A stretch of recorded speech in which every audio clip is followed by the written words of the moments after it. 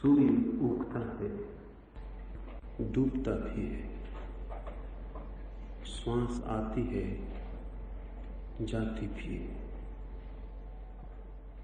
तारे घूमते हैं, मौसम परिवर्तित होते हैं, प्रकृति का विराट कर्म चलता है, लेकिन बिल्कुल अकर्म जैसा। वहां कोई कर्ता नहीं है। न तो सूरज उगने के लिए कोई प्रयत्न करता है, न चांद तारे चलने के लिए कोई आयोजन करते हैं, न फूल खिलने के लिए कोई व्यवस्था जुटाते हैं, न नदियां सागर की तरफ बहने के लिए किसी अस्मिता से, कर्ता के भाव से भरती हैं। मनुष्य को छोड़कर कर्म कहीं भी नहीं है। गति तो बहुत है, क्रिया बहुत है, लेकिन कर्ता का बोध कहीं भी नहीं। बीज जब फूटता है और अंकुरित होता है तो कोई भाव पैदा नहीं होता कि मैं फूटता हूं, मैं अंकुरित होता हूं, मैं वृक्ष बनने जा रहा हूं। और जब वृक्ष में फूल खिलते हैं तब भी वृक्ष को नहीं लगता कि मैंने फूल खिलाया। विराट कर्म होता है, लेकिन कर्ता का कोई बोध नहीं। निश्चित ही कर्ता का बोध मनुष्य की बीमारी है। इस बात को गहरे से समझना जरूरी है, क्योंकि ये बीमारी बहुत गहरी है और हमारे प्रत्येक होने के ढंग में प्रविष्ट हो गई है। आप जो भी हो रहा है उसे तत्काल कर्म बना लेते हैं। भूख लगती है, जवानी आती है, बुढ़ापा आता है, जीवन जन्मता है और मृत्यु में फिर सब लीन हो जाता है। इस सब में कहीं भी कोई कर्म नहीं है। आप कुछ करते नहीं हैं, ये सब हो रहा है। लेकिन अगर ये सब हो रहा है, इसको आप ऐसा ही देखें तो अहंकार को खड़े होने की जगह ना होगी। तो आप होने को करने में बदलते हैं। जो हो रहा है उसे आप कर्म बना लेते हैं, और आप कर्म बनाकर ही एहसास कर सकते हैं कि मैं हूं। तो कर्म की सारी बीमारी के पीछे मैं को पैदा करने की आकांक्षा है। अगर सब हो रहा है तो आपके होने का कोई अर्थ नहीं रह जाता। जैसे ही आप कुछ करते हैं, मैं खड़ा होता है। ये जो हमारा मैं है, सारी दुनिया के धर्म कहते हैं कि यही बात है। इसे छोड़ दें, इसे त्याग दें, इसे विनष्ट कर दें। लेकिन मजे की बात यह है कि ताओ जैसे बुद्धत्व को उपलब्ध लोग ही ठीक से समझ पाते हैं कि ये शिक्षाएं गलत हो गई। क्योंकि जब हम कहते हैं अहंकार को छोड़ दें, तब भी हम उसे कृत्य बना लेते हैं, कर्म बना लेते हैं। छोड़ेगा कौन? जो छोड़ेगा वो फिर कर्ता बन गया। अहंकार का त्याग कौन करेगा? अहंकार का नाश कौन करेगा? जो करेगा वो फिर नया अहंकार निर्मित हो गया। अहंकार का अर्थ ही कर्ता का भाव है। तो अहंकार का त्याग नहीं किया जा सकता, कोई उपाय नहीं। क्योंकि आप त्याग करेंगे तो वो जो त्याग करने वाला है वो एक नया अहंकार निर्मित हो गया। पुराना गया, नया बना, और नया निश्चित ही पुराने से ज्यादा खतरनाक होगा, ज्यादा सूक्ष्म होगा, ज्यादा ताजा होगा, ज्यादा शक्तिशाली होगा, और फिर उसे पहचानने में जन्म लग जाएंगे। अहंकार का न तो विनाश किया जा सकता, न अहंकार का त्याग किया जा सकता, न अहंकार को काट छांट के विनम्र बनाया जा सकता, क्योंकि अहंकार कर्ता का भाव है। लाओ से कहता है, अगर ये समझ में आ जाए कि जीवन की लीला अपने से चल रही है, बिना किसी कर्ता के, अगर आपको अपने भीतर भी ये समझ में आ जाए कि सब हो रहा है, करने का कोई सवाल नहीं है, तो अहंकार निर्मित ही ना होगा। त्याग करने का सवाल नहीं आएगा। त्याग करने का सवाल तो तब आता है जब अहंकार निर्मित हो जाए, और निर्मित अहंकार को त्याग करना असंभव है। यह संभव है कि उसे निर्मित न होने दिया जाए, यह संभव है कि उसे भोजन न दिया जाए, यह संभव है कि उसके बनने की प्रक्रिया समझ ली जाए और उस प्रक्रिया से बच जाया जाए। लेकिन बने हुए अहंकार को मिटाना मुश्किल है, क्योंकि मिटाना फिर कृत्य है, और कृत्य से ही अहंकार मजबूत होता है। इसलिए संसारी का अहंकार होता है, सन्यासी का अहंकार होता है संसारी से भी ज्यादा सूक्ष्म और ज्यादा विषाक्त। भोगी का अहंकार होता है, लेकिन योगी के अहंकार का कोई मुकाबला नहीं। साधारण जन का अहंकार होता है, असाधुओं का अहंकार होता है, लेकिन असाधारण जनों का, साधुओं का अहंकार बड़ा सूक्ष्म, दिखाई भी नहीं पड़ता, लेकिन उसकी धार बड़ी पैनी। देखें महात्माओं के आसपास तो वो दिखाई पड़ जाएगा। जरा पैनी आंखें देखने को चाहिए पड़ेंगी।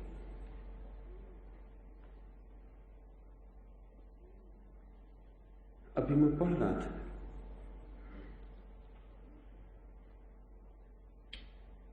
किसी का संस्मरण,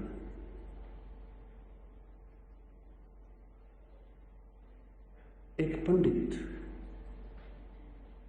एक जैन मुनि के पास गया। उन मुनि की बड़ी प्रतिष्ठा थी। वो पंडित उनके जीवन पर एक किताब लिखना चाहता था।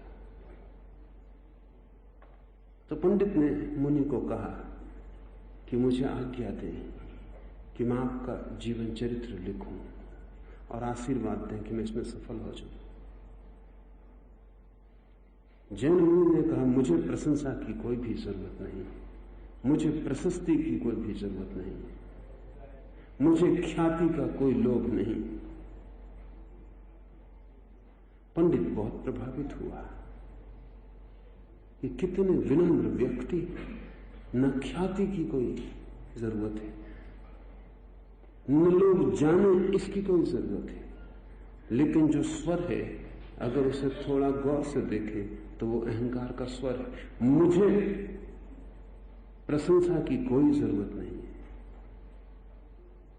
मुझे ख्याति का कोई लोभ नहीं। ये जो मैं खड़ा है पीछे, ये सूक्ष्म, ये एकदम से पहचान में नहीं आएगा, लेकिन किसी प्रशस्ति की जरूरत नहीं। वो कौन है जो कहता है कि मुझे ख्याति की जरूरत नहीं? तो एक दफा मैं कहता है कि मुझे ख्याति की जरूरत है, वो संसारी का मैं। फिर एक बार मैं कहता है कि मुझे ख्याति की कोई जरूरत नहीं, ये सन्यासी का मैं। और दूसरा मैं ज्यादा खतरनाक है, क्योंकि जिस मैं को ख्याति की जरूरत है वो अभी बहुत बड़ा मैं नहीं, अभी अधूरा है, भरा नहीं, खाली, कुछ जरूरत है। और जिस मैं को ख्याति की बिल्कुल जरूरत नहीं है, वो कह रहा है ये कि 2 कौड़ी की है तुम्हारी ख्याति, तुम्हारा यश, तुम्हारा गुणगान 2 कौड़ी का है। मैं लात मारता हूं उसे, मुझे उसकी कोई भी जरूरत नहीं। मैं वहां हूं जहां तुम्हारी ख्याति मुझे नहीं छू सकती। ये बहुत सूक्ष्म है और इसे देखने के लिए बहुत बारीक दृष्टि चाहिए, लेकिन इसे पहचानना मुश्किल होता है, क्योंकि उस स्थूल अहंकार को तो हम जानते हैं, सब परिचित है, सूक्ष्म अहंकार को हम जानते नहीं। लेकिन ये क्यों घटता है? ये इसीलिए घटता है, इस मुनि को क्यों ये सूक्ष्म अहंकार होगा? क्योंकि ये मुनि अहंकार को छोड़ने की कोशिश में लगे हैं। ये उसका परिणाम है। ख्याति की जरूरत नहीं है, ख्याति की जरूरत है तो भी बात वही है, और ख्याति की जरूरत नहीं तो भी बात वही है। जब अहंकार नहीं होगा तो दोनों जरूरतें विदा हो जाएंगी, न तो ख्याति की जरूरत होगी और न ही ख्याति की जरूरत नहीं है ये जरूरत होगी, दोनों नहीं रह जाएंगी। क्योंकि फिर कुछ होता नहीं मेरे से, करता नहीं हूं, फिर जो हो रहा है प्रवाह में उसको देख रहा हूं, दृष्टा हूं। फिर निंदा होती है तो उसे देखता हूं, और ख्याति होती है तो उसे भी देखता हूं। फिर निंदा कोई कर जाए तो उसे भी देख लेता हूं, और कोई प्रशंसा कर जाए तो उसे भी देख लेता हूं। फिर मेरे बोलने की कोई भी जरूरत नहीं, फिर इस मैं को खड़ा करने की कोई आवश्यकता नहीं। लेकिन साधक छोड़ने की कोशिश में लगा है अहंकार को, तो एक नया अहंकार खड़ा हो जाता है। अहंकार के रास्ते बहुत विचित्र हैं। लाओ से के इस सूत्र को समझेंगे तो बहुत हल्कापन आएगा, क्योंकि लाओ से नहीं कहता कि तुम छोड़ो, क्योंकि तुम छोड़ क्या सकते हो? तुम कुछ कर ही नहीं सकते हो। करने की बात ही भ्रांति है।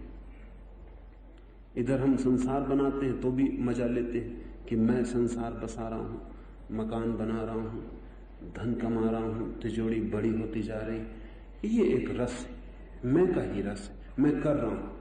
फिर एक दिन इस सबसे ऊब जाते हैं, फिर हम छोड़ते हैं, तब हम कहते हैं मैंने धन छोड़ा। फिर हम छोड़ने का भी हिसाब रखते हैं, फिर कितना छोड़ा उसका भी हम हिसाब रखते, कितना था उसका भी हिसाब रखते थे। फिर कितना छोड़ा उसका भी हिसाब रखते, फिर कितना बड़ा मकान था उसको लात मार दी उसका भी हिसाब रखते, फिर कितनी सुंदर स्त्री थी उसका त्याग कर दिया उसका भी हिसाब रखते। फिर सबका हिसाब रखते हैं क्योंकि हमने छोड़ा। तब इकट्ठा करना हमारी संपदा थी, अब छोड़ना हमारी संपदा है, लेकिन संपदा अपनी जगह खड़ी है। तब हम इस जगत के सिक्के इकट्ठे कर रहे थे, अब हम मोक्ष के सिक्के इकट्ठे कर रहे हैं, लेकिन इकट्ठा करना जारी। और वो मैं अकड़ा हुआ है, और उसकी मैं की अकड़ स्वभावतः ज्यादा होगी, क्योंकि तुम सब इकट्ठा कर सकते हो, लेकिन छोड़ने की हिम्मत कम लोग जुटा पाते। परम अहंकारी ही छोड़ने की हिम्मत जुटा पाते। इसका यह मतलब नहीं कि मैं कह रहा हूं कि तुम छोड़ना मत, इसका यह भी मतलब नहीं कि मैं कह रहा हूं छोड़ोगे तो पाप होगा। मैं ये कह रहा हूं कि जहां भी कर्तृत्व आ गया वहां पाप हो जाएगा। तुमने इकट्ठा किया था वहां करता था, तुमने छोड़ा वहां भी करता हो गया। कर्ता छूट जाए तो पुण्य की घटना घटती है। इसलिए क्या तुम पकड़ते हो क्या तुम छोड़ते हो ये महत्वपूर्ण नहीं है, उन दोनों से कौन भरता है कौन पोषित होता है वही महत्वपूर्ण है। स्वभाव कर रहा है, आप जैसे हैं, जो हो रहा है वो विराट धर्म की लीला है या परमात्मा की लीला है, अगर परमात्मा शब्द प्रीति करे। लाओ से कहता है ताओ, ताओ कभी कर्मरत नहीं होता, तो भी सभी कुछ उसी के द्वारा कर्मरत है। The Tao never does, yet through it everything is done. कृत्य कमजोर आदमी की धारणा है, करने का भाव ही कमजोरी है। करने के भाव से ही हम अपने को खड़ा रखते, लगता है हम कुछ कर रहे हैं कुछ कर रहे हैं कुछ कर रहे हैं। फिर ये करने की भाषा भला बदलती जाए, लेकिन ये करने का जो रस है, जो रोग है, वो जारी रहता है।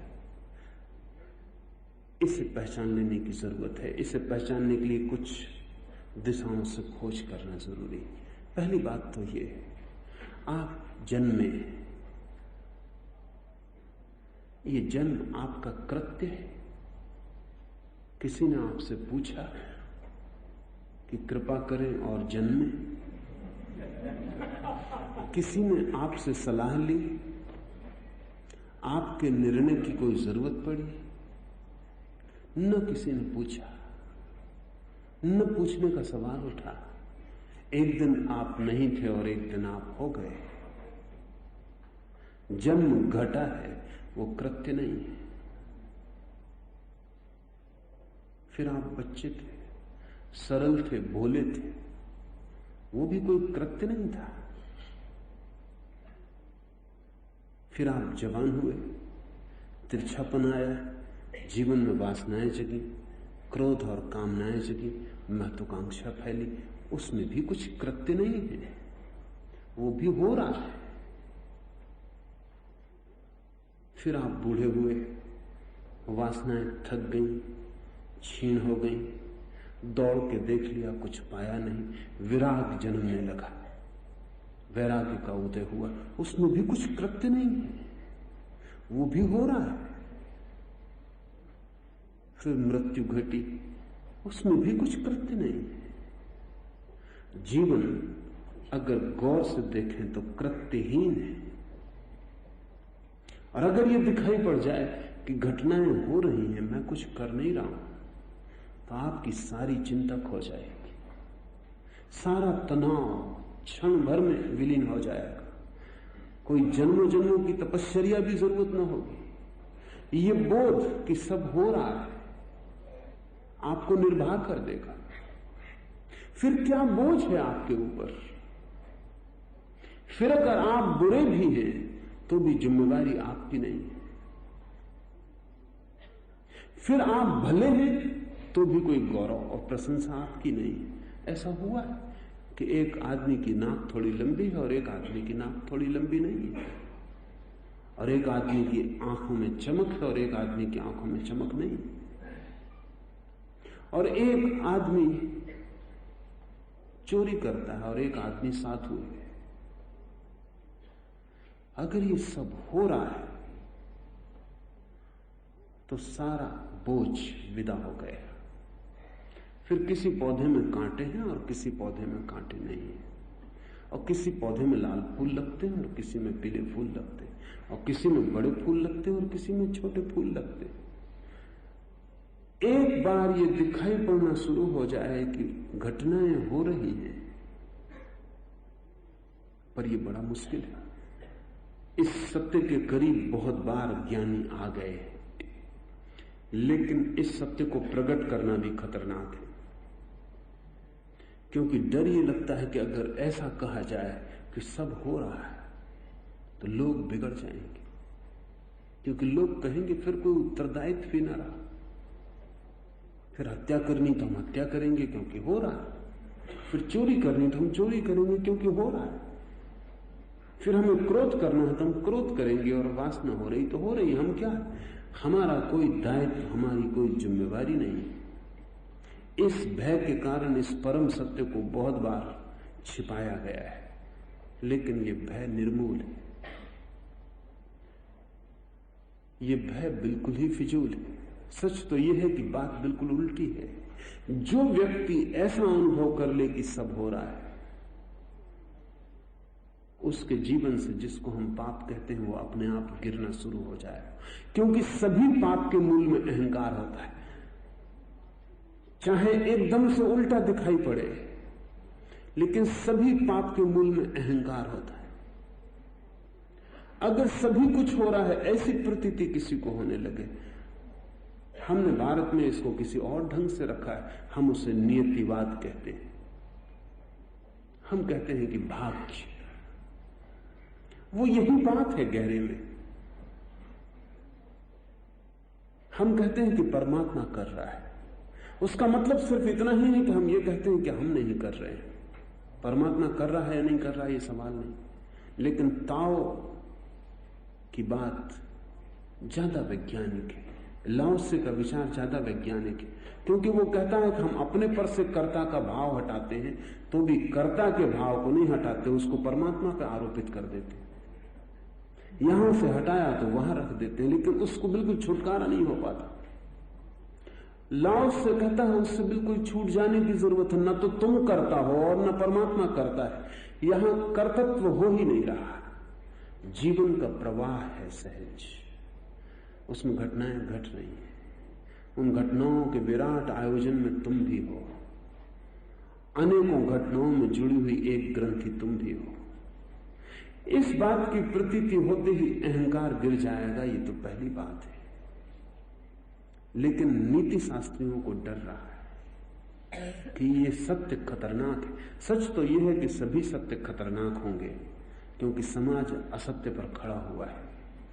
जब आप असत्य पर खड़े होते हैं तो सत्य खतरनाक होता है, क्योंकि जैसे ही सत्य दिखाई पड़ेगा आपका भवन गिरेगा, वो आपने असत्य पर बनाया हुआ है। एक आदमी ताश का भवन बना के बैठा हुआ है, आंख बंद करके, और सोच रहा है कि इस मकान में रहेंगे, विवाह करेंगे और बच्चे होंगे, और कोई भी उसको कह दे कि तुम ये क्या कर रहे हो, ये मकान ताश के पत्तों का है,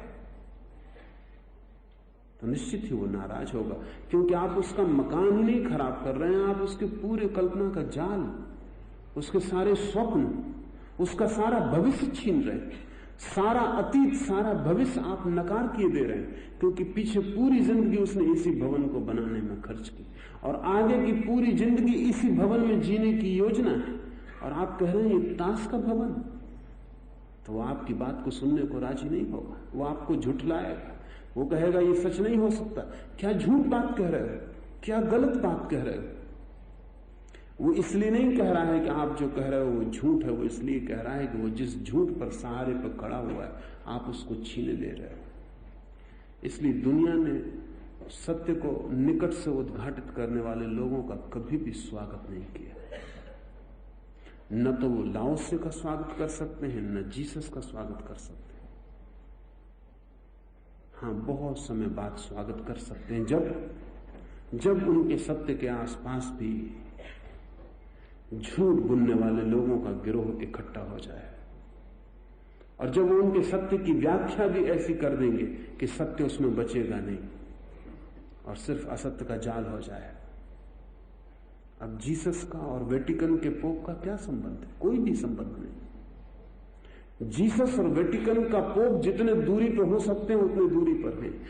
आपका भी संबंध हो सकता है जीसस से, लेकिन वेटिकन के पोप का कोई संबंध नहीं, लेकिन वो प्रतिनिधि है। और निश्चित ही ईसाइयत को खड़ा करने में जीसस का हाथ नहीं है, पोपों का हाथ है। लेकिन जीसस के सत्य के आसपास असत्य का जाल बुनेंगे। जाल इतना ज्यादा हो जाएगा कि सत्य बिल्कुल दिखाई नहीं पड़ेगा। असत्य की राख, सिद्धांतों की राख इतनी बढ़ जाएगी कि सत्य का अंगारा बिल्कुल दिखाई नहीं पड़ेगा। तब आप आश्वस्त हो जाएंगे, फिर आप पूजा करेंगे। लाओस से शुद्ध सत्य की बात कह रहा है। वो ये कह रहा है कि जीवन का एक ही पाप है या एक ही भ्रांति है और एक ही अज्ञान है कि मैं कर रहा हूं। जब जन्म आपके हाथ में नहीं और जीवन आपके हाथ में नहीं और मृत्यु आपके हाथ में नहीं, तो क्या आपके हाथ में है? वो जो छोटी छोटी चीजें आपको अपने हाथ में लगती, उनके भी गहरे में विश्लेषण करें। किसी ने आपको गाली दी, क्रोध आ गया, क्या आप क्रोध कर रहे हैं? क्या आप करते हैं या कि क्रोध आ रहा है? कोई सुंदर व्यक्ति दिखाई पड़ा और आप प्रेम में पड़ गए, क्या आप सोचते हैं आप प्रेम कर रहे हैं या कि प्रेम हो गया? और क्या आप किसी व्यक्ति को प्रेम कर सकते हैं जिससे प्रेम न हुआ हो? कोशिश करें तो आपको अपनी असफलता दिखाई पड़ेगी। ऐसे व्यक्ति को प्रेम करने की कोशिश करें जिसके प्रति आपका कोई प्रेम नहीं है। तो आप क्या करेंगे? कैसे आप प्रेम को जन्माएंगे? नहीं है तो नहीं। आप कह सकते हैं कि मेरा प्रेम, तो कहने से प्रेम नहीं हो जाएगा। आप वस्तुएं खरीद के भेंट कर सकते, उससे भी प्रेम नहीं हो जाए। आप कुछ भी करें, प्रेम नहीं है तो होने का कोई उपाय नहीं, और अगर है तो उसे नहीं करने का भी कोई उपाय नहीं। भाग जाए प्रेमी से हजारों मील दूर तो भी वो नहीं हो जाए। सब तरह की दीवारें खड़ी कर लें तो भी वो मिट नहीं जाएगा। जो है वो आपका कृत्य नहीं है। अगर आप जीवन की सारी परत परत पहेली को खोलें तो आप कहीं भी ऐसा न पाएंगे कि आपका कृत्य है। आप सभी जगह पाएंगे कि कुछ हो रहा है, लेकिन समाज भयभीत है आपके होने से। तो समाज इंतजाम करता है कि सभी नहीं होने देगा। क्रोध आए तो समाज कहता है भीतर ही रखना, और बचपन से सिखाया जाता है कि क्रोध आए तो भीतर रखना। क्योंकि उसके नुकसान हो सकते हैं। बाहर क्रोध को प्रकट करने के नुकसान हो सकते हैं, इसलिए भीतर रखना, लेकिन भीतर रखने के नुकसान हो सकते हैं, इसकी कोई फिक्र नहीं करता। जब आप क्रोध आता है तो आप इतना कर सकते हैं जरूर। ये बड़े मजे की बात है कि जीवन में जो भी विधायक है वो तो होता है, लेकिन जो भी निषेधक है वो आप कर सकते हैं। क्रोध आ रहा है, क्रोध नहीं आ रहा है तो आप पैदा नहीं कर सकते, या आप कर सकते। तो आप कोशिश करें तो आपको समझ में आएगा कि कितनी नपुंसकता मालूम होती। क्रोध नहीं आ रहा और आपसे कहा जाता है कि चलिए क्रोध करके दिखाइए। आप उछल कूद कर सकते हैं, लेकिन हास्यास्पद होगी। आप आंखें गोरल के देख सकते हैं, मुट्ठी बांध सकते हैं, लेकिन उसको देख के हंसी आएगी, किसी को भी लगेगा नहीं कि आप क्रोध कर रहे हैं। और आपको खुद भी हंसी आएगी कि मैं क्या कर रहा हूं, और भीतर सब सन्नाटा है। सच तो यह है, क्रोध करने की कोशिश में आपका विचार तक रुक जाएगा, वो भी नहीं चल सकेगा भीतर। इस कोशिश में सब रुक जाएगा। आप क्रोध तो नहीं पैदा कर सकते, आप प्रेम तो पैदा नहीं कर सकते, आप घृणा पैदा नहीं कर सकते, लेकिन आप एक काम कर सकते हैं। क्रोध आया हो तो आप उसे छिपा सकते हैं, नकारात्मक आप एक अवरोध कर सकते हैं। आप झूठी एक व्यवस्था दे सकते हैं कि क्रोध का पता न चल पाए, लेकिन वो भी झूठ आप दूसरे को ही बता सकते हैं। खुद आपके लिए तो वो झूठ नहीं है। आपके लिए तो क्रोध आ गया, अब वो भीतर घूमेगा, आप उसे भीतर इकट्ठा कर ले सकते हैं। तो हर आदमी के पास अपना बैंक जहां वो क्रोध इकट्ठा किए, और वो बढ़ता जाता है, क्योंकि रोज इकट्ठा करना, रोज इकट्ठा करना। इसलिए हर 10 वर्ष में युद्ध की जरूरत पड़ जाती है। बिना युद्ध के आपके इकट्ठे बैंकों का क्या होगा? हिंदू मुस्लिम दंगे की जरूरत पड़ जाती है, गुजराती मराठी के दंगे की जरूरत पड़ जाती है। कोई भी बहाना, बैंक तैयार है, वहां आप इतना भरे हुए बैठे कि कोई सामूहिक निकास का अवसर चाहिए। नहीं तो अचानक भला अच्छा आदमी चला जा रहा है, एक भीड़ मस्जिद में आग लगा रही, वो उसमें सम्मिलित क्यों हो जाता?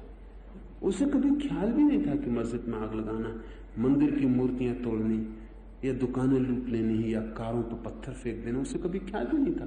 भला चंगा अच्छा आदमी अपने दफ्तर से लौट रहा है, दूसरे लोग कारों के कांच फोड़ रहे हैं, वो भी संलग्न हो जाता। इस आदमी को क्या हो रहा है? इसका बैंक है, इसके पास अपना रिजर्वायर है, जिसको ये संभाल के चलता है, बचा बचा के रखता है। आज सामूहिक मौका है, कानून टूट गया, व्यवस्था नहीं है, इसके भीतर जो भरा हुआ है वो बाहर निकलना शुरू हो जाए। ये खुद भी भरोसा नहीं कर सकेगा 2 दिन बाद कि इसने गाड़ियां खड़ी थी उनके कांच तोड़े, किस लिए? इससे भी आप पूछिए तो ये भी कहेगा कि क्या बात है, ये भी कहेगा कि क्या हो गया, किसी शैतान ने मेरे सिर में प्रवेश कर लिया, कोई भूत प्रेत मेरे ऊपर आ गया। न तो कोई भूत है, न कोई प्रेत है, न कोई शैतान है, आपका अपना रिजर्वायर है, वो तैयार है। जरा सा मौका मिल जाए वो फूट पड़ता है। आप किसी भी क्षण पागल हो सकते हैं। आप पागल होंगे कि किनारे पर सदा ही खड़े हुए, सिर्फ अवसर की जरूरत है, ठीक अवसर और आप पागल हो जाएंगे। जिन लोगों ने हिंदुस्तान पाकिस्तान के बंटवारे पर लाखों लोगों की हत्या की, वो आप ही जैसे लोग थे। हत्या के पहले ऐसे ही दुकान जाते थे, ऐसे ही लौट के पत्नी को मुस्कुरा कर देखते थे, ऐसे बच्चे की पीठ थपथपाते थे, ऐसे समय अवसर पर मित्रों को फूल भेंट करते थे, मस्जिद जाते थे, मंदिर जाते थे, गीता पढ़ते थे, कुरान पढ़ते थे, सब धार्मिक कृत्य करते थे। बिल्कुल आप जैसे लोग थे, कोई दानव नहीं थे, कोई दैत्य नहीं थे। हिंदुस्तान पाकिस्तान के बंटवारे के पहले आपकी और उनकी शक्ल में कोई फर्क नहीं था। बंटवारा हुआ, एक मौका मिला। वो जो मंदिर मस्जिद जाने वाला भक्त था अचानक पागल हो गया, वो जो दुकान पे बैठा हुआ दुकानदार था वो अचानक पागल हो गया, एकदम खून सवार हो गया लोगों को, लोग काटने पीटने में लग गए। आप भी यही कर सकते हैं, इसे ध्यान रखना, क्योंकि आप भी वही इकट्ठा कर रहे हैं जो उन लोगों ने इकट्ठा किया था। हम जीवन की धारा में कोई विधायक तो कुछ भी नहीं कर सकते, लेकिन जीवन की धारा में अवरोध खड़े कर सकते हैं। इसलिए हमारी सारी शिक्षाएं अवरोध की हैं। डोंट डू दिस, यह मत करो, यह मत करो। सारे 10 कमांडमेंट्स बस एक ही तरह की शिक्षा देते हैं, ये मत करो, ये मत करो, ये मत करो। कोई नहीं कहता कि क्या करो, क्योंकि कर तो आप कुछ सकते नहीं। ज्यादा से ज्यादा इतना ही कर सकते हैं कि ना करें। ना करने का मतलब ये बाहर न जाने दें ऊर्जा को। ऊर्जा भीतर घूमने लगेगी और भीतर घाव बना लेगी और नासूर बना लेगी। हर आदमी के मन में कैंसर है, क्योंकि उसने जो जो नहीं किया है वो इकट्ठा हो गया, वो भीतर घूम रहा है। हर आदमी पागल की तरह चल रहा है। लोग मेरे पास आते हैं, कहते हैं रात भर सपने चलते हैं, कैसे रोकें? वो नहीं रुकेंगे, क्योंकि वो आप जो पागलपन इकट्ठा कर रहे हैं वो सपने आपको बचा रहे हैं। एक महिला मेरे पास आई और उसने कहा कि कुछ समझ नहीं आता मुझे। उसके सीधे हाथ में लकवा लग गया है। उसने मुझे कहा कि सपने में उसे सदा एक ही बात ख्याल में आती कि वो अपने पति की हत्या कर रही। मैंने पूछा किस हाथ से, तो वो थोड़ी बेचैन हुई। उसने कहा आप ये क्यों पूछते? मैंने कहा मैं पूछता हूं कि किस हाथ से। तो उसने कहा कि सीधे हाथ से मैं उसकी हत्या कर रही हूं। ये जो सपना है, ये वो हत्या करने का जो भाव उसके मन में घूम रहा है, उसकी खबर दे रहा है। और भय इतना गहरा हो गया है कि उस भय के कारण हाथ पैरालाइज्ड हो गया। मैंने उसको कहा कि तेरे हाथ का कोई चिकित्सा नहीं कर सकेगा डॉक्टर। और वो कहते हैं, डॉक्टर कहते हैं इसमें कुछ खराबी नहीं, ये पैरालिसिस गहरी, इसका शरीर से कोई संबंध नहीं है। ये पैरालिसिस इस भय से पैदा हो गई कि कहीं मैं पति की हत्या न कर दूं। तो ये हाथ जड़ हो गया। उस महिला को मैंने सम्मोहित किया और उससे कहा कि उठा हाथ। उसका हाथ उठने लगा, काम करने लगा। जब वो मूर्छित थी तो उसके हाथ में कोई लकवा नहीं था। जब वो होश में आई तो उसका हाथ फिर लकवे से भर गया। हाथ में कोई भी खराबी नहीं तो सम्मोहन में भी हाथ चल फिर नहीं सकता। हाथ बिल्कुल ठीक है, लेकिन एक गहरे भय ने हाथ को भीतर से खींच लिया। सपना उसी को निकाल रहा है, उससे थोड़े वजह से लग सकता है। विक्टोरिया के जमाने में इंग्लैंड में स्त्रियों को एक बीमारी होती थी जो अब बिल्कुल नहीं होती। चिकित्सक बहुत हैरान हुए कि ये बीमारी होती थी, अब क्यों नहीं होती। ये बीमारी अचानक तिरोहित हो गई और उस बीमारी का कोई इलाज नहीं था। और चिकित्सक हैरान हो गए, इलाज खोज खोज के अचानक वो बीमारी नदारद कैसे हो गई। विक्टोरिया के जमाने में कोई सैकड़ों स्त्रियां इंग्लैंड में एक खास बीमारी से पीड़ित थीं जिनमें उनके दोनों पैर में लकवा लग जाता था। अब मनस्विद कहते हैं कि वो बीमारी शारीरिक नहीं थी, काम वासना का इतना विरोध था कि स्त्रियां भयभीत थी अपनी काम वासना से, तो वो सारी ऊर्जा को खींच के रखती थी। उस ऊर्जा को खींचने के कारण, भय के कारण नीचे का हिस्सा उनका अपंग हो जाता था। वो अपंग होने का शरीर में कोई खराबी नहीं थी। जैसे ही इंग्लैंड में काम वासना के संबंध में जो दुष्ट नैतिकता थी वो शिथिल हुई, वैसे ही वो बीमारी तिरोहित हो गई। आप भी अपने नीचे के शरीर को अपना नहीं मानते, आप भी एक सीमा के बाद के शरीर को इंकार करते हैं जैसे वो है ही नहीं। इसलिए आपके पैर उतने शक्तिशाली कभी नहीं होते जितने कि होने को पैदा हुए। हो नहीं सकते, क्योंकि शक्ति का विभाजन गलत हो गया, असंतुलित हो गया। आप अपने सारे शरीर को छिपाए रखते। अगर आपकी गर्दन काट दी जाए और आपको ही दिखाया जाए आपका शरीर, आप पहचान न पाएंगे कि मेरा शरीर है। कैसे पहचानेंगे? सिर्फ चेहरे की पहचान, और तो कोई पहचान नहीं। इंग्लैंड से अचानक बीमारी तिरोहित हो गई। हजारों बीमारियां हैं जो इसी तरह तिरोहित हो सकती हैं अगर भीतर की स्थिति को हम ठीक से समझ लें। बड़ी से बड़ी बीमारियों को पैदा करने वाली व्यवस्था है कि जो भी हो रहा है उसे हम न होने दें, उससे रोक लें। और एक बार ये जाल पैदा हो जाए तो जो व्यक्ति क्रोध को रोक लेता है, क्रोध को नहीं होने देता, वो फिर प्रेम को भी नहीं होने देगा, वो भी रुक जाएगा। क्योंकि ये रुकने की व्यवस्था इतनी यंत्रवत हो जाती है कि जो भी ऊर्जा भीतर से पैदा होती तत्क्षण बाहर न जाके स्वयं के भीतर घूमनी शुरू हो जाती। अगर आप क्रोध नहीं कर सकते तो आप प्रेम भी नहीं कर सकते, असंभव।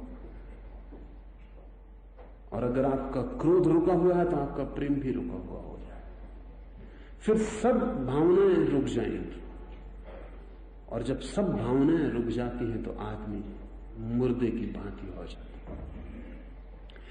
एक काम हम कर सकते हैं कि जो हो रहा है उसे न होने दें, इतना हम कर सकते हैं। लाओस से कहता है कि जो हो रहा है उसके आप कर्ता नहीं है, इसलिए उसे ना करने में भी कर्ता मत बने, उसे होने दें। बड़ा भय लगता है कि क्रोध आए तो उसे होने दें, वासना आए तो उसे होने दें। हमें भय लगता है, वो स्वाभाविक है, क्योंकि हमने इतना इकट्ठा कर लिया है कि अगर आज हम होने दें तो उपद्रव हो जाएगा। लेकिन अगर बचपन से ही होने दिया जाए तो कोई उपद्रव नहीं है। तब क्रोध का भी एक अद्भुत परिणाम है। छोटे बच्चे जब क्रोध कर लेते हैं उसके बाद उनकी आंखों को देखें, जैसे तूफान के बाद एक शांति आ गई, जैसे क्रोध में उनके भीतर जो भी कचरा था वो सब निकल गया।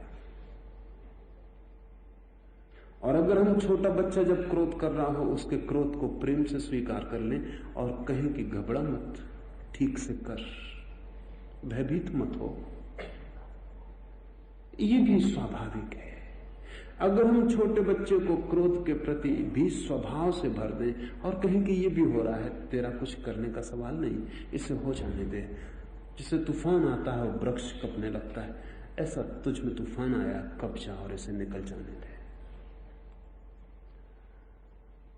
अगर बच्चे को हम जो भी उसके भीतर हो रहा है उसे स्वीकार के भाव से भर दें तो उसमें कृत्य का भाव पैदा ही नहीं होगा। क्रोध के प्रति तो वो ये नहीं कह सकता कि मैं कर रहा हूं, लेकिन क्रोध रोके तो कह सकता है कि मैंने रोका। जो भी रोकेगा उससे मैं पैदा होगा। इसलिए आप एक मजे की बात देखें, अहंकार हमेशा नकारात्मक होता है, वो हमेशा कहता है नो। यस, हां कहना उसे बड़ा मुश्किल है। उन बातों में भी जहां कोई जरूरत न थी। छोटा बच्चा अपनी मां से पूछ रहा है जरा मैं बाहर खेलाऊं, वो कहती नहीं। बड़े आश्चर्य की बात है कि कोई कारण भी नहीं था रोकने का, लेकिन रोकने का एक मजा है, क्योंकि रोकने से लगता है मैं कुछ हूं। आप दफ्तर में जाते हैं और क्लर्क बैठा है, वो चाहे तो 1 सेकंड में आपका काम कर दे। वो कहता अभी नहीं हो सकता, 2 दिन बाद आओ।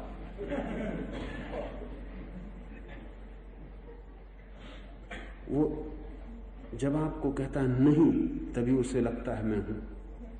अगर वो अभी कर दे तो उसको लगेगा ही नहीं, उसको भी नहीं लगेगा और आपको भी नहीं लगेगा कि ये भी कुछ है। आपको भी जब लगेगा जब वो कहे कि नहीं।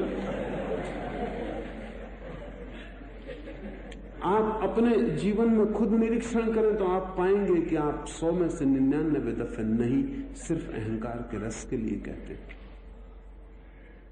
और तब आपकी 100वीं नहीं भी व्यर्थ हो जाती, उसका कोई मूल्य नहीं रह जाता। बच्चे जानते हैं कि मां नहीं कहेगी। मैंने सुना है मुल्ला नसरुद्दीन का बेटा उससे पूछ रहा था कि मैं बाहर जाऊं।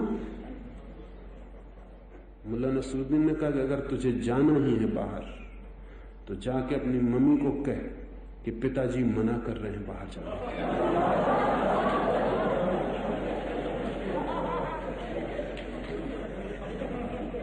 ठीक, बिल्कुल ठीक। अगर तुझे बाहर जाना ही तो अपनी मम्मी को कह दे कि पिताजी बिल्कुल सख्त मना कर रहे हैं बाहर, फिर तुझे कोई बाधा नहीं। निश्चित वो ठीक कह रहा। नहीं कह के हमारे अहंकार को रस आता है, क्योंकि लगता हम कुछ हैं। इसलिए नास्तिकता अहंकार है, क्योंकि वो आखिरी नहीं है, ईश्वर नहीं है, ये कह के आप परम अहंकार को पैदा करते हैं। आस्तिकता का अर्थ है समर्पण, आस्तिकता का अर्थ है हां, पूरे अस्तित्व को एक स्वीकार। नास्तिकता का अर्थ है नहीं, समर्पण बिल्कुल नहीं, संघर्ष। नास्तिक कोई दार्शनिक आधार से नहीं होता, क्योंकि नास्तिकता के लिए कोई दार्शनिक आधार नहीं है। नास्तिक आदमी होता है मनोवैज्ञानिक रोग के कारण, क्योंकि अगर ईश्वर है तो आप मिट गए। इसको कभी आपने सोचा? चाहे आप मंदिर जाएं या न जाएं, अगर ईश्वर है तो आप मिट गए, क्योंकि फिर सब कुछ उसके द्वारा हो रहा है और आपके करने न करने का कोई मूल्य नहीं रहा।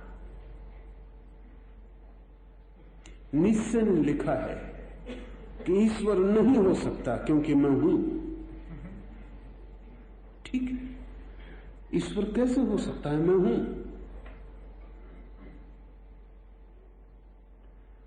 मैं ईश्वर को नहीं मान सकता, क्योंकि ईश्वर मैं का सबसे बड़ा खंडन हो जाएगा, और ईश्वर है तो फिर मैं नहीं बच सकता, क्योंकि उसका होना मैं का विसर्जन है।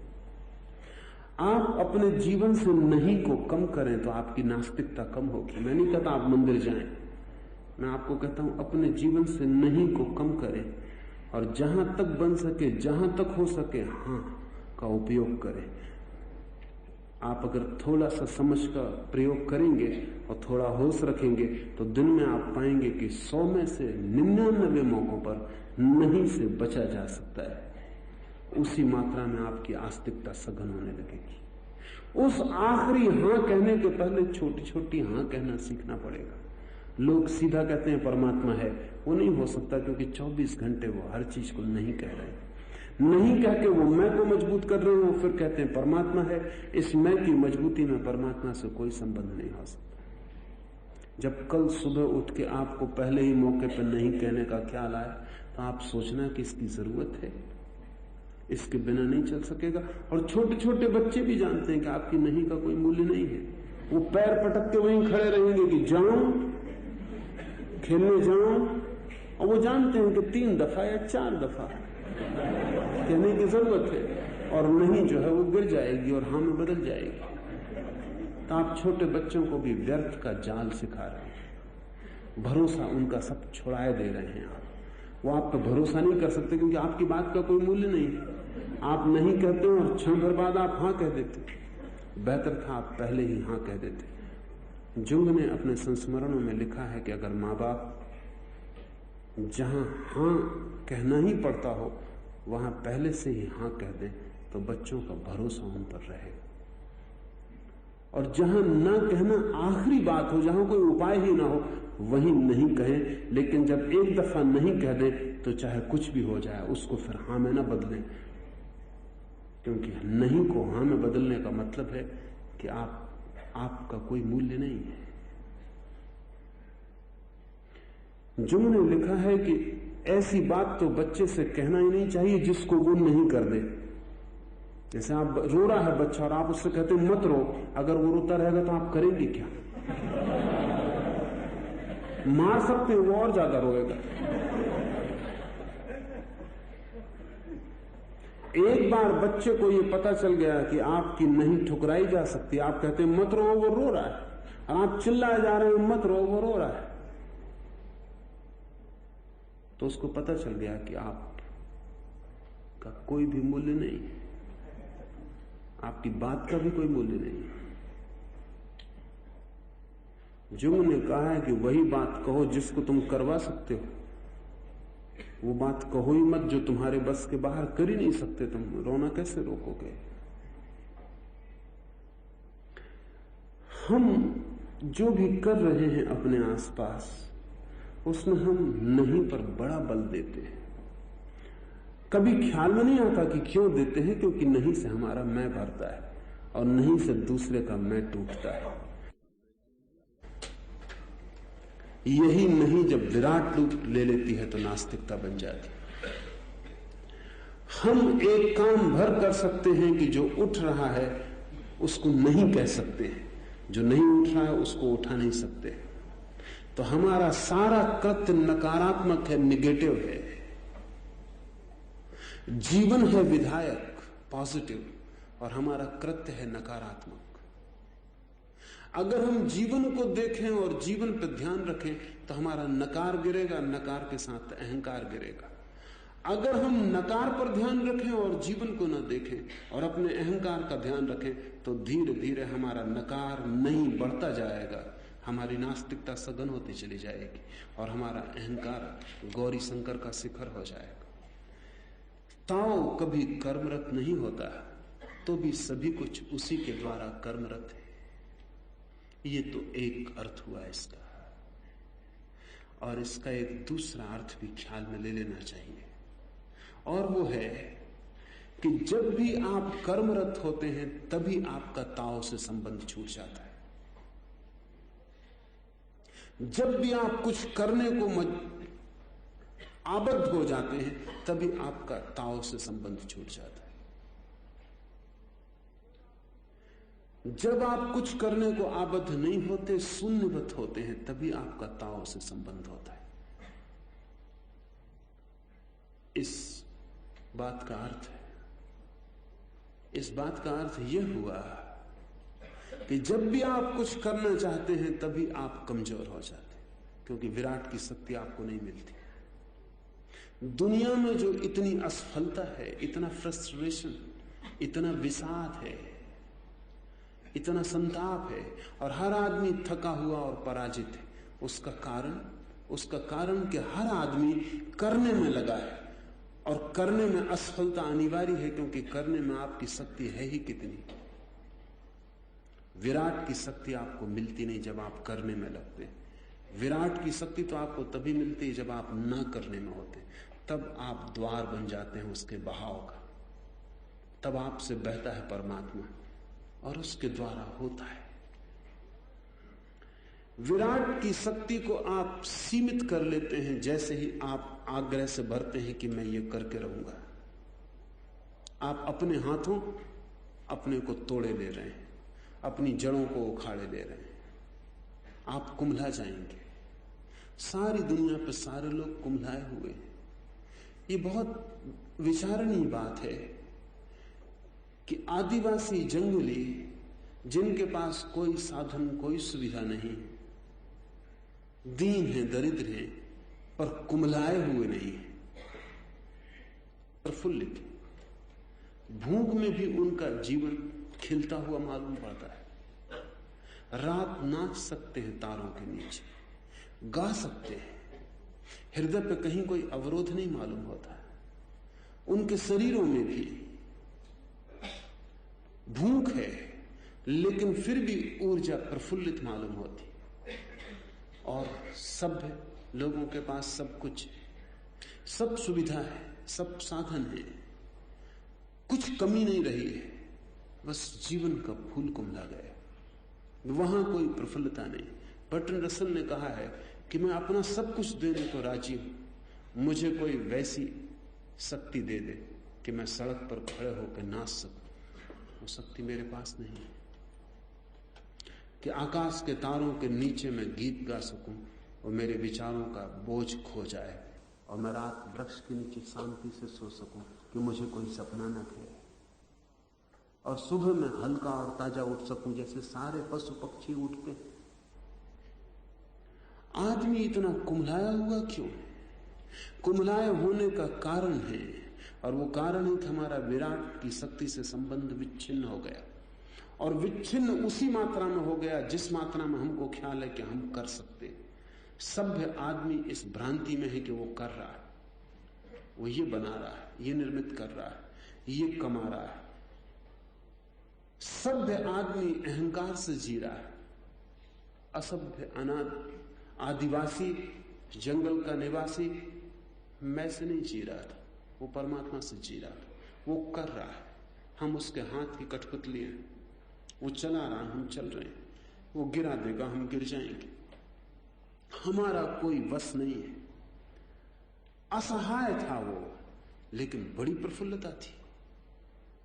आदमी आज बड़ा शक्तिशाली मालूम पड़ता है और एकदम उदास और टूटा हुआ है। कई बार ऐसा लगता है कि शायद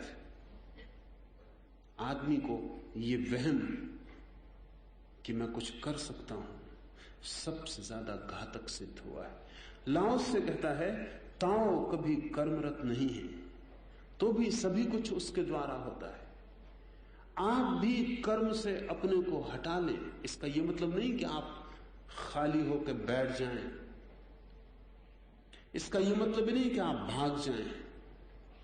इसका यह मतलब भी नहीं कि आप जिंदगी को छोड़ दें, काहिल हो जाएं, सुस्त हो जाएं, लेट जाएं अपने बिस्तर पे, उठे ही नहीं। इसका यह मतलब नहीं है। इसका कुल मतलब इतना है कि जो भी हो रहा है उसे आप अपना कर्म ना समझें, उसे होने दें। जीवन की धारा, नदियां जैसे बह रही हैं वैसे आप भी बह रहे हैं और विराट ही उसका मूल स्रोत है। आप खुद स्रोत ना रहे, आप सिर्फ उसके हाथ के उपकरण रह जाए तो कर्म तो होगा, व्यर्थ कर्म बंद हो जाएगा। व्यर्थ कर्म अपने आप गिर जाएगा, सिर्फ कर्म रह जाएगा।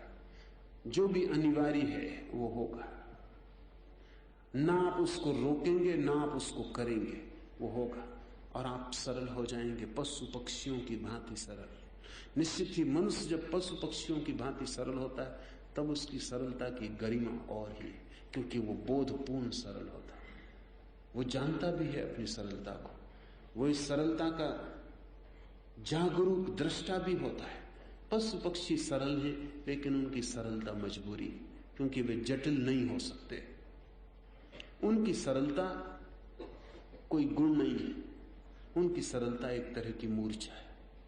लेकिन मनुष्य जब सरल होता है पशु पक्षियों की भांति, तब उसकी सरलता परम शिखर है जीवन के आनंद का और जीवन के चैतन्य की आखिरी ऊंचाई और जीवन के भाव का आखिरी विस्तार है।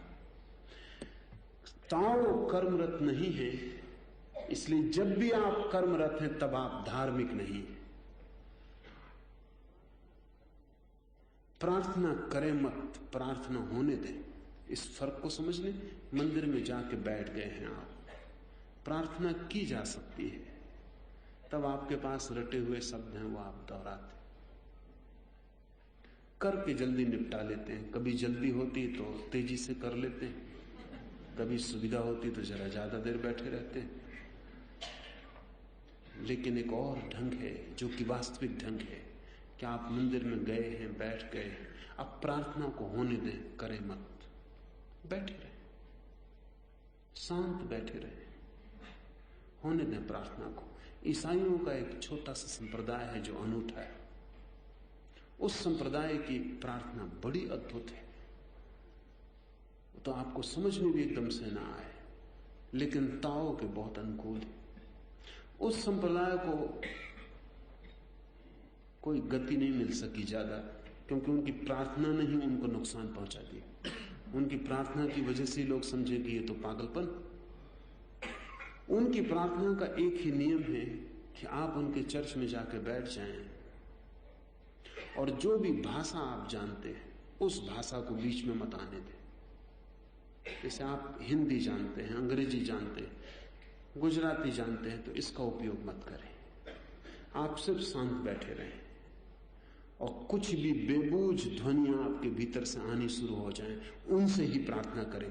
भाषा का उपयोग ना करें, ऐसा कोई शब्द उपयोग ना करें जो आप जानते हैं, क्योंकि उसमें डर है कि आप उसका उपयोग कर रहे हैं। क्या आप कहते हैं हे प्रभु, हे पतित पावन, ये मत करें, इसमें कोई सार नहीं है। बहुत ये आप बहुत दफे कह चुके हैं, ये आपकी बुद्धि में समाया हुआ है, इसको आप कह सकते हैं। ये रिकॉर्डिंग है, इसको आप दोहरा सकते हैं। ये ग्रामोफोन का रिकॉर्ड है, ये रोज आप दोहरा के वापस जा सकते हैं, इसका कोई भी मूल्य नहीं। तो वो संप्रदाय ईसाइयों का कहता है कि आप भाषा का उपयोग न करें, जो भी आप जानते हैं। निश्चित ही इसका बड़ा गहरा परिणाम होगा। इसका मतलब हुआ कि आपकी बुद्धि को अब कोई उपाय ना रहा, क्योंकि बुद्धि सब भाषा है। आप जो भी भाषा जानते हैं उसका उपयोग मत करें, आप सिर्फ बैठे रहें और कुछ भी बेबूझ ध्वनियां आने लगे, वही प्रार्थना है। आपको हुंकार आए तो हुंकार करें, चीख आए तो चीख करें, पुकार आए तो पुकार करें, लेकिन भाषा का भरोपयोग न करें।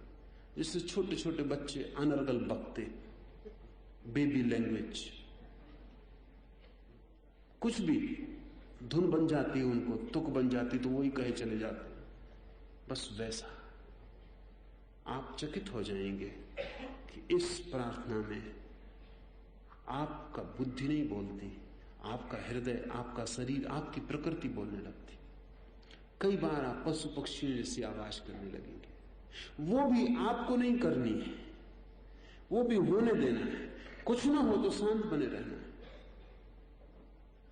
तब समझना है कि शांति ही इस क्षण प्रार्थना है।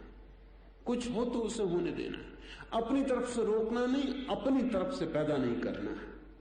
सिर्फ निष्क्रिय बहाव में अपने को छोड़ देना है। जो भी हो, अनूठे अद्भुत परिणाम होते हैं। 1 घंटे की ऐसी प्रार्थना आपको इस तरह हल्का कर जाएगी कि जैसे कोई वजन नहीं रहा शरीर में। जब आप इस मंदिर के बाहर आएंगे तो आप आदमी ही दूसरे होंगे। आपकी आंखें उसी सूरज को देखेंगी जिसको आपने जाते वक्त देखा था, लेकिन अब उसकी रौनक ही और। वे ही वृक्ष, वे ही पक्षी, लेकिन अब आप हल्के हैं और भाषा का बोझ गिर गया। अब आप हार्दिक हैं, बौद्धिक नहीं है। अब आप ज्यादा प्राकृतिक हैं।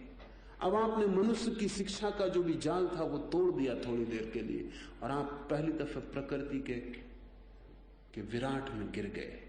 आप फिर से छोटे बच्चे हो गए। वो जो शिक्षित, कल्टीवेटेड, सुसंस्कृत आदमी था वो हट गया, आप छोटे बच्चे हो गए। इस प्रार्थना का तो कोई मूल्य है, क्योंकि ये नैसर्गिक है। प्रार्थना करें मत, होने दें। पूजा करें मत, होने दें। निश्चित ही कठिनाई होगी, क्योंकि हम तो सब चीजों को बांध के चलते हैं। पूजा, प्रेम, प्रार्थना, सबको हमने व्यवस्था दे रखी कि ऐसा करो, ऐसा करो। रामकृष्ण को उनके मंदिर के लोग निकालने को राजी हो गए थे पुजारी के पास। रामकृष्ण जैसा पुजारी कभी हजारों साल में मिलता है, लेकिन 16 रुपए महीने तो कुल तनख्वाह देते थे। और फिर भी कमेटी इकट्ठी हो गई मंदिर की, ट्रस्टियों की, और उन्होंने कहा इस आदमी को निकाल बाहर करो, क्योंकि इसकी पूजा में ढंग नहीं। स्वभावतः इसकी पूजा बेढंगी है। यह आदमी तो मंदिर को अपवित्र कर देगा, क्योंकि ऐसी ऐसी खबरें आई हैं कि भोग लगाने के पहले खुद चख लेता है। खराब हो गया सब, भ्रष्ट हो गई बात। फूल चढ़ाने के पहले खुद सूंघता हुआ देखा गया है, और कोई ढंग ही नहीं है। कभी 4 घंटे भी चलती है पूजा, कभी होती ही नहीं। कभी सुबह होती, कभी सांझ होती। तो ये आदमी कोई पुजारी नहीं है, इसको हटाओ, ये तो पागल है। रामकृष्ण से पूछा ट्रस्टियों ने, तो उन्होंने कहा कि जिस दिन होती है उस दिन होती है, और जिस दिन नहीं होती उस दिन नहीं होती। मैं कोई करने वाला नहीं हूं, होगी तो हो जाएगी। जब वही चाहता है कि हो पूजा तो होती, जब वही नहीं चाहता तो हम कौन? हम बीच में आने वाले कोई भी नहीं। रही फूलों की बात, तो बिना सूंघे मैं नहीं चढ़ा सकता। पता नहीं सुगंध है भी कि नहीं। रही भोग की बात, तो बिना चखे मेरी मां मुझे नहीं खिलाती थी, तो मैं भी नहीं खिला सकता। नौकरी तुम अपनी संभाल सकते हो, लेकिन जैसा होता है वैसे ही होगा। फिर कमेटी को तरकीब निकालनी पड़ी। आदमी तो ये कीमती था, तो एक दूसरा पुजारी रखना पड़ा कि इसको करने दो जो ये करता है, और व्यवस्थित पूजा जारी रहनी चाहिए, नहीं तो सब गड़बड़ हो जाएगा। एक दूसरा पुजारी व्यवस्थित पूजा करता था, रामकृष्ण अव्यवस्थित पूजा करते थे।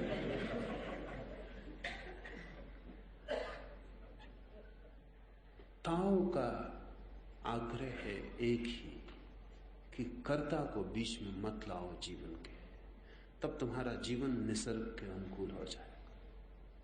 नहीं कि कठिनाइयां ना होंगी, कठिनाइयां होंगी, लेकिन उनमें भी आनंद होगा। और अभी हो सकता है कठिनाइयां ना भी हो, बड़ी सुविधा हो, लेकिन सुविधा भी नरक हो जाएगी। झूठी सुविधा भी नरक है, सच्ची कठिनाई भी स्वर्ग है। सच्चाई के साथ आनंद का संबंध है, झूठ के साथ आनंद का कोई संबंध नहीं। यदि सम्राट और भूस्वामी ताओ को अक्षुण्ण रख सके तो संसार आप ही सुधर जाएगा। वे जो नेतृत्व करते हैं, वे जो प्रभु हैं, मालिक हैं, गुरु हैं, जिनके पीछे लोग चलते हैं, अगर वे कर्ता का भाव छोड़ दें और स्वयं स्वभाव में लीन हो जाएं और स्वयं ताओ को करने दें, अपने भीतर से काम खुद ना करें, तो जगत अपने आप सुधर जाएगा। गुरुओं की कमी नहीं, नेताओं की कमी नहीं, दूसरों को सुधारने वालों का अंतहीन श्रृंखला लगी हुई है, उनकी कतार अंत नहीं आती, लेकिन कोई सुधरता नहीं दिखाई पड़ता, कोई बदलाहट होती दिखाई नहीं पड़ती। क्रांतियां हो जाती हैं और व्यर्थ हो जाती हैं। कितनी हत्याएं होती हैं क्रांतियों के नाम पर, और आदमी वहीं के वहीं खड़ा रह जाता है। इतने युद्ध होते हैं आदमी को बदलने के लिए, आदमी को अच्छा करने के लिए। कितना उपद्रव चलता है सारी दुनिया में एक ही बात को लेकर कि समाज अच्छा, शांत, स्वस्थ चाहिए, वो कभी नहीं होता। हर बार बदलाहट होती है, लेकिन बदलाहट से नई बीमारी या पुरानी बीमारी नई शक्ल में, नए नाम के साथ फिर खड़ी हो जाती। 5000 साल का ज्ञात इतिहास इसी बात की कहानी दोहराता है कि आदमी वहीं के वहीं खड़ा रह जाता है। सब परिवर्तन के लाने वाले क्रांतिकारी नेता, शिक्षक आते हैं चले जाते हैं, और आदमी में कोई फर्क होता दिखाई नहीं पड़ता। तो ये सारे शिक्षक और ये सारे गुरु यही समझाते हैं कि आदमी की गलती, ताओ के हिसाब से आदमी की गलती नहीं। लाओ से कहता है कि जो लोगों को बदलना चाहते हैं उनमें कर्ता का भाव बाधा है, वे नहीं बदल पाते क्योंकि वे विराट शक्ति के उपकरण नहीं बन पाते। वे खुद ही दुनिया को बदलना चाहते हैं। खुद को बदलना मुश्किल है, दुनिया को बदलना तो असंभव। वे अगर विराट के उपकरण बन जाएं तो जगत अपने आप सुधर जाए। अगर हम जांच पड़ताल करें, थोड़ी खोजबीन करें, तो दिखाई पड़ेगा कि कहां कठिनाई, कहां अड़चन। 4 महात्माओं को मिलाना मुश्किल है। दुनिया को बदलने की बात चलती, 4 महात्माओं को मिलाना मुश्किल है। एक जगह कुछ विचारशील लोगों ने एक बड़ा मंच बनाया और बड़ी सभा का आयोजन किया। सभी धर्मों के ज्ञानियों को बुलाया, कोई 30 ख्याति लब्ध महात्मा आमंत्रित किए, बड़ा आयोजन किया, बड़ा मंच बनाया कि 30 महात्मा बैठ सके। लेकिन उस मंच पर एक एक महात्मा ने ही बैठ के व्याख्यान दिया। भूल से उन्होंने मुझे भी बुला लिया था। मैं उनको पूछा कि इतने बड़ा मंच बनाया है, बाकी लोग इस पर बैठते क्यों नहीं? तो संयोजकों ने कहा हम बड़ी मुश्किल में पड़ गए, क्योंकि शंकराचार्य कहते हैं कि उनका सिंहासन हो उस पर बैठेंगे, और दूसरे कहते हैं कि अगर वो सिंहासन पर बैठेंगे तो हम नीचे नहीं बैठ सकते। और ये इतनी मुश्किल की बात हो गई कि आखिर में यही उचित मालूम पड़ा कि एक एक ही बैठ के यहां बोले।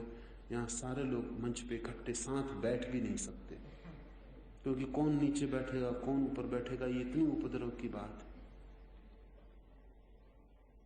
है। ये महात्मा दुनिया को बदलने में लगे हुए हैं। ये किस तरह की दुनिया बनाएंगे? इनकी ही कृपा का परिणाम है जैसी दुनिया आज है। नेता हैं, बातें वो कुछ भी करते हो कि राष्ट्र बचाना है, समाज बचाना है, लेकिन सबको सिर्फ नेतागिरी बचानी, किसी को किसी और चीज से कोई मतलब नहीं। बाकी सब बातें बहाने। भीतर का रस अहंकार है।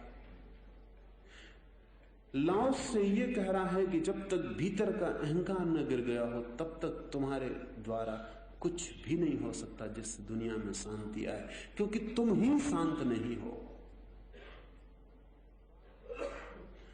मनस्विद बाद में बोलते हैं कि हिटलर पागल था, कि मुसोलिनी का दिमाग खराब था, कि स्टालिन मानसिक रोगों से ग्रस्त था। ये सब वो बाद में बोलते हैं, और ये भी वो उन नेताओं के संबंध में बोलते हैं जो मर जाते हैं या असफल हो जाते हैं। जो सफल होते हैं उनके बाबत किसी की बोलने की हिम्मत नहीं होती। जब तक हिटलर जिंदा था तो जर्मनी के एक मनोवैज्ञानिक ने नहीं कहा कि यह आदमी पागल है।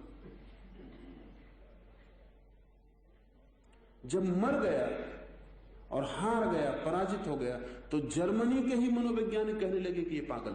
खुद हिटलर का चिकित्सक जो 30 साल से हिटलर की सेवा में रत था, उसने भी कभी नहीं कहा कि यह पागल है। हिटलर के मरने और हार जाने के बाद उसने अभी किताब छापी कि मैं तो भली भांति जानता था कि वो पागल है। निक्सन के संबंध में अभी कोई चिकित्सक ये नहीं कहेगा। माओ के संबंध में कोई चिकित्सक ये नहीं कहेगा। मरने के बाद, असफल हो जाने के बाद, जबकि कोई नुकसान नहीं पहुंचा सकता, तब बड़ी हैरानी की बातें मालूम होती है। मुझे ऐसा लगता है कि स्टालिन या हिटलर या मुसोलिनी या तोजो ऐसा व्यक्तिगत पागल की बात ही गलत है। असल में नेतृत्व पाने की जो आकांक्षा है वो पागलपन का हिस्सा है, और अहंकार जड़ है पागलपन की। और राजनीति जितनी सुविधा से अहंकार को भरती है और कोई चीज नहीं भर सकती, क्योंकि शक्ति वहां है। जहां शक्ति है वहां अहंकार को रस, मजा है, सिंहासन वहां है। तो राजनीति में पागल ही उत्सुक होता है।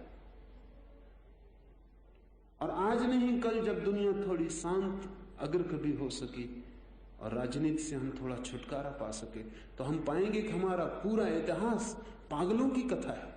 कोई हिटलर और तोजो और स्टालिन ही पागल है ऐसा नहीं। तब हम पाएंगे कि पूरा नेतृत्व हजारों वर्ष का राजनीतिक नेतृत्व भी पागल था। असल में पागल ही महत्वाकांक्षी होता है, और जब पागल पद पे पहुंच जाता है तो उसके हाथ में ताकत होती है अपने पागलपन को पूरा करने की। फिर वो अपने पागलपन को पूरा कर लेता है। अगर वो सफल हो जाए तो उसकी प्रशस्ति में गीत लिखे जाते हैं। अगर वो असफल हो जाए तो लोग उसके विपरीत बातें करने लगते हैं। 5000 साल का ये इतिहास है पागल लोगों के द्वारा समाज को बदलने की कोशिश का इतिहास है। उन्होंने पूरी जमीन को पागल खाना बना दिया है, लेकिन हमें दिखाई भी नहीं पड़ता कि जमीन पागल खाना बन गई, क्योंकि हम इसके आदी हैं, हम इसी के बीच बड़े होते हैं। हम देखते हैं यही शायद प्राकृतिक है। ये बिल्कुल प्राकृतिक नहीं है। ये ऐसा ही जैसे एक बच्चा अस्पताल में पैदा हो और कभी बाहर की दुनिया उसे देखने ना मिले, अस्पताल में ही बड़ा हो, अस्पताल ही उसकी एकमात्र जानकारी हो, तो वो समझेगा यही दुनिया है। और लोगों का खाटों पर पड़े रहना, उनके टांगों का ऊपर लटके रहना, उनके हाथों में इंजेक्शन लगे रहने, उनके पास ऑक्सीजन की बोतल रखी रहनी, यही जिंदगी। उसे कोई और जिंदगी का पता नहीं। वह अस्पताल को ही जिंदगी समझेगा। और अगर वो जिंदगी भर वहीं रहे और फिर अचानक एक दिन बाहर लाया जाए तो वो बहुत हैरान होगा कि ये लोग सब क्या कर रहे हैं, ये सब गड़बड़ हो गई। इनकी खाटें कहां, इनके इंजेक्शन कहां, इनकी बोतलें कहां, इनको अपने अपनी जगह पर होना चाहिए, सब अस्त व्यस्त हो गया, ये सब अराजकता फैली हुई। स्वभावता, क्योंकि उसके सोचने का ढंग, उसका तर्क, उसके मन की बनावट, उसका संस्कार जैसा हो वैसा है। जिस दुनिया को अभी हम कहते हैं दुनिया, ये करीब करीब पागलखाना है। इसमें हमें दिखाई नहीं पड़ता क्योंकि हम इसी में पैदा होते हैं, इसी में बड़े होते हैं, हम इसी से परिचित हैं। बच्चा बड़ा होता है, वो देख के बड़ा होता है कि माँ बाप उसके लड़ रहे हैं, लड़ रहे हैं, लड़ रहे हैं। वो इसी को प्रेम मानने लगता है कि प्रेम। वो देखता है घर की राजनीति, वो देखता है कि माँ पिता को दबा रही, पिता माँ को दबा रहा है। वो 24 घंटे देखते देखते देखते देखते इसी में बड़ा होता है। फिर जब वो शादी करता है तो उसी कहानी को दोहराता है जो उसने देखी थी, क्योंकि और उसे कुछ कहानी का पता भी नहीं कि कोई और भी ढंग होता है। यही जिंदगी है, यही उसके बच्चे करेंगे, यही उसके बाप दादों ने किया, उनके पहले किया। हम पागलपन को भी वंशानुक्रम से देते चले जाते। जो हम देखते हैं, कभी आपने ख्याल नहीं किया, लेकिन आप ख्याल करें कि जब आप अपनी पत्नी से व्यवहार करते हैं तो आप अपने पिता को पुनरुक्त नहीं कर रहे, कि जब आप अपने पति से व्यवहार करती हैं तो आप अपनी मां को दोहरा तो नहीं रहे, क्योंकि वो बचपन में जो देखा था, जिसमें हम बड़े हुए थे, वही हमारे पास एकमात्र मॉडल, उसी के अनुसार चलना हमें रास्ता है। करीब करीब आप वही दोहराए चले जाते हैं, थोड़े बहुत हेर फेर के साथ। थोड़ा हेर फेर इसलिए आ जाता है कि जिंदगी में चारों तरफ थोड़े फर्क आते हैं, वो फर्क आपको थोड़ा हेर फेर दे देते हैं, बाकी वही दोहरता चला जाता है।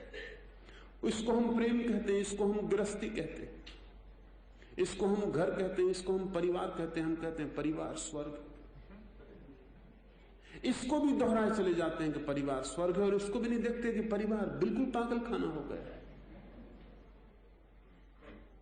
अपने परिवार को नहीं देखते, परिवार स्वर्ग है ये भी सुना हुआ है, और परिवार जो है वो भी हमें पता है। तो एक ही स्थिति रह जाती है भीतर, और वो ये कि कहने की बातें कुछ और है, असलियत कुछ और है। एक मेरे मित्र कार खरीदना चाहते थे, प्रोफेसर थे, गरीब आदमी, मुश्किल से पैसा इकट्ठा कर पाए थे, लेकिन पत्नी सख्त खिलाफ थी। कुछ ऐसा नहीं कि उसे कार से कोई दुश्मनी थी, पत्नी सख्त खिलाफ रहती थी, पति जो भी करना चाहे उसके। उन्होंने मुझसे पूछा कि मैं क्या करूं, बामुश्किल तो पैसे इकट्ठा कर पाया हूं कि एक पुरानी गाड़ी खरीद लूं, लेकिन गाड़ी की नाम ही सुनते पत्नी आंख बबूला हो जाती। इतना उपद्रव मच जाता है कि मैं हिम्मत ही नहीं कर पाता कि गाड़ी कैसे खरीदूं। मैंने उनसे कहा कि मैं तुम्हें तरकीब बताता हूं, तुम अभी घर चले जाओ, ये रही तरकीब। तरकीब मैंने उन्हें समझा दी। वो घर गए, उन्होंने जाकर शांति से घोषणा की कि गाड़ी मैंने खरीद ली।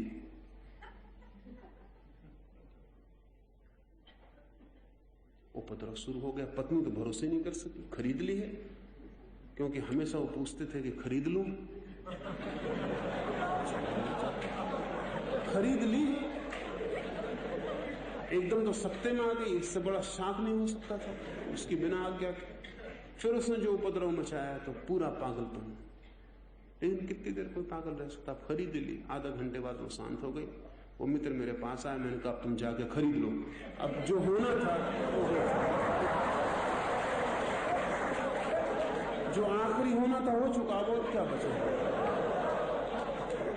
अब तुम देर मत करो, और आगे के लिए इसको नियम समझो कि जो भी करना हो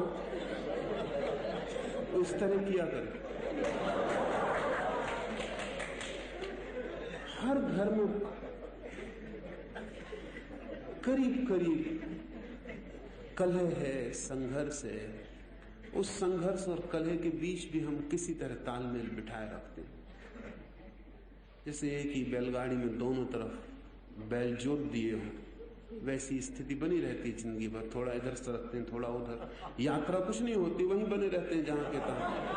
आखिर में इतने हो जाता है कि इस कसम में बैलगाड़ी के अस्थि पंजर सब ढीले हो जाते हैं, फिर जाने की इच्छा भी नहीं रह जाती।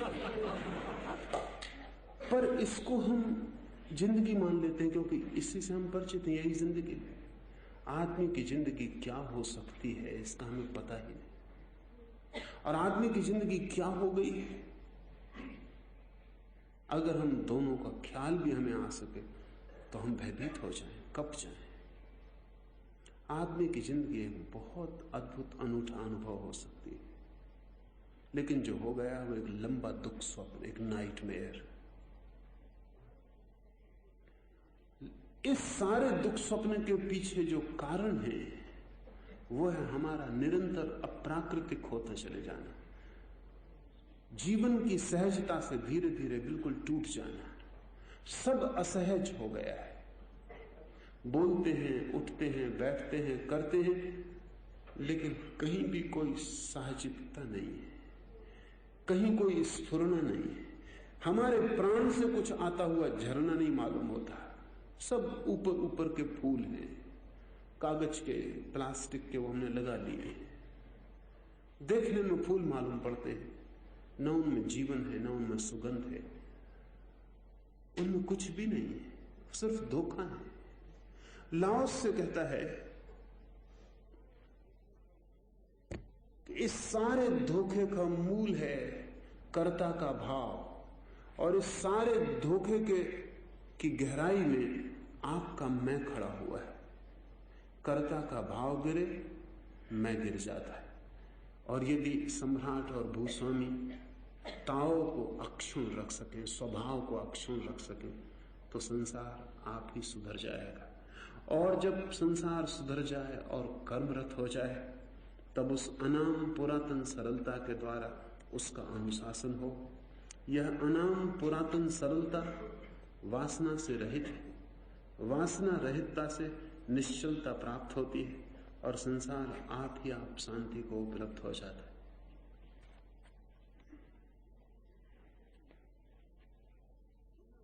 यदि बिना चेष्टा और बिना प्रयास के किसी को बदला जा सके, तो ही बदलाहट का मूल्य है।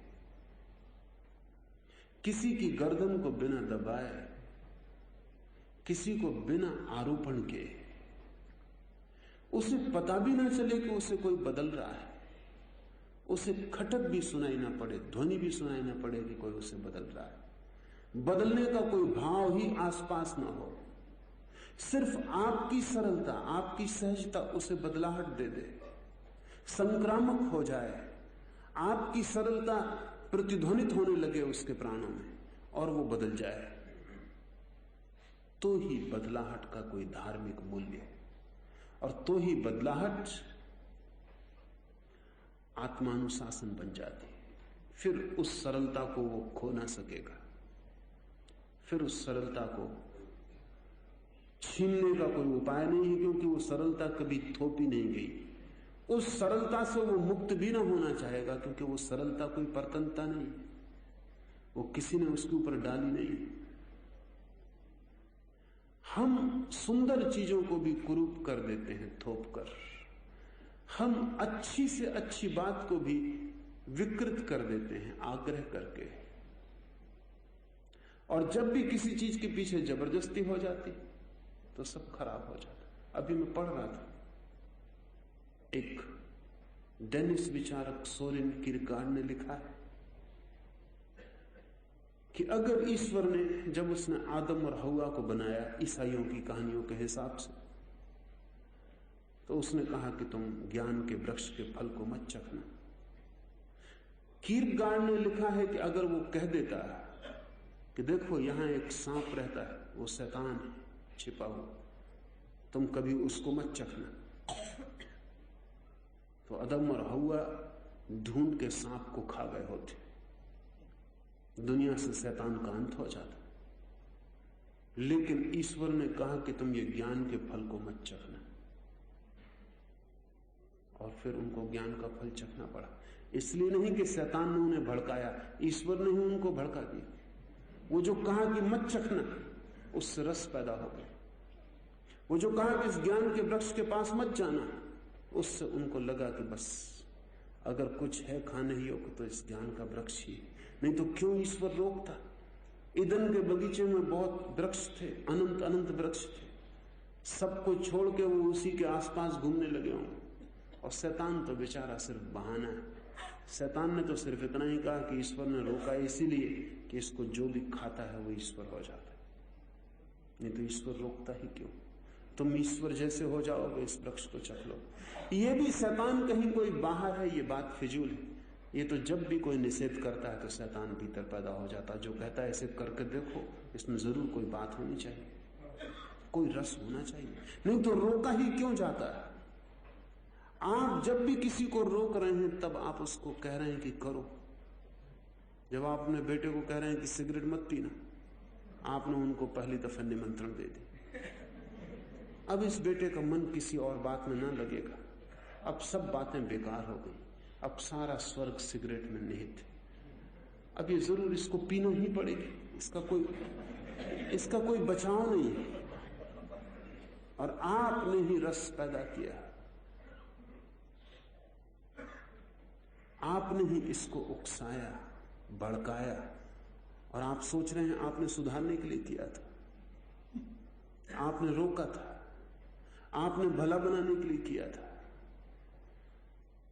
हम जो भी रुकावट डालते हैं उससे दूसरे के अहंकार को चोट पड़ती है, और दूसरे के अहंकार को चोट पड़ी कि अहंकार बदला लेना चाहता है, वो विपरीत जाएगा। लाओ से कहता है कि इस भांति सरलता से जो रूपांतरण हो लोगों का, तो फिर उनका जीवन अनाम पुरातन सरलता से भर जाए, जिसका कोई नाम नहीं है उस सरलता से भर जाए, और उनके जीवन से वासना तिरोहित हो जाए अपने आप। क्योंकि वासना है स्पर्धा, वासना है दूसरे से आगे निकलने की दौड़, वासना है महत्वाकांक्षा, वासना अहंकार का ही फैलाव है। अगर आप सरल हो जाएं तो वासना स्पर्धा अपने आप गिर जाए। एक मित्र मेरे पास आते हैं, कहते हैं शांत होना है। मैं पूछता हूं किस लिए शांत होना है, तो कहते हैं बड़ी उलझन में पड़ा हूं। एक राज्य के शिक्षा मंत्री,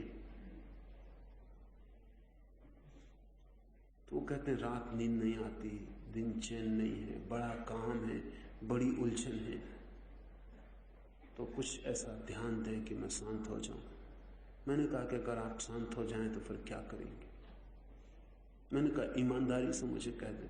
तो उन्होंने कहा आप जब पूछते हैं तो आपसे क्या छिपाना, बड़ा उपद्रव चल रहा है राज्य में, मेरे भी मौके हैं चीफ मिनिस्टर हो जाने के, लेकिन मैं इतना अशांत हूं कि मेहनत ही नहीं कर पा रहा हूं, इसी में उलझा रहता हूं, रात नींद नहीं आती, बीमार रहता हूं, जरा शांत हो जाऊं तो मैं भी लग जाऊं।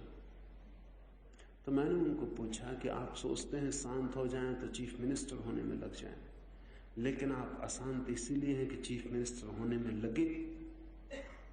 और कौन कहता है कि आप शिक्षा मंत्री रहे और इतने अशांत हो कि आपके शिक्षा मंत्री होने से कौन सी शिक्षा का विस्तार होगा?